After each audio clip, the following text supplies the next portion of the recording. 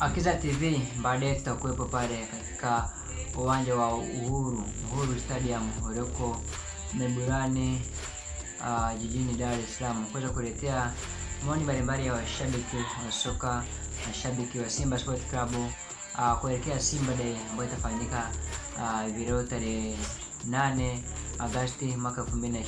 Simba Day siku kubwa sana, siku ya kuweza kutambulisha wachezaji wapya watakaoshiriki katika msimu unaokuja unaoanza 2026-27. Akiza TV tutakuwepo tena kusikiliza maoni ya mashabiki mbalimbali. Ni vebo, ni shangwe ndani ya Msimbazi mji mzima, ni nyekundu na nyeupe. Ni Simba Sports Club, siku kubwa, siku ya wana Simba, siku ya burudani.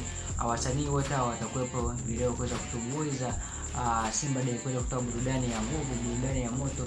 Simba Day kuelekea msimu unaokuja, msimu unaoanza 2026-27, utambulisho wa wachezaji wapya. Simba Day, Simba Day, Simba Day.